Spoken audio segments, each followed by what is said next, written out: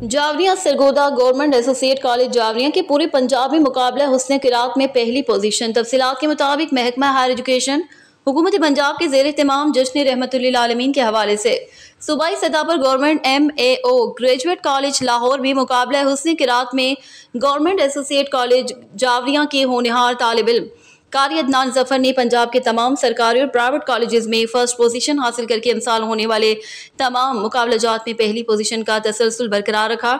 कारी अदनान जफर इससे पहले जिले की डिविजनल सतह के मुकाबले में अव्वल पोजीशन हासिल कर चुके हैं। इस तारीखी कामयाबी पर प्रिंसिपल प्रोफेसर अंजुम नियाज ने इंचार्ज जावरिया अदबी फोरम प्रोफेसर तारिक वारसी के कायदाना सलाहियतों को ज़बरदस्त अल्फाज में खराज तहसीन पेश करते हुए कहा कि इतनी कलील मुद्दत में कॉलेज को सूबाई सतह पर कामयाबी दिलवाना यकीनन उसके गैर मुतज़ल अज़म का मुँह बोलता सबूत है।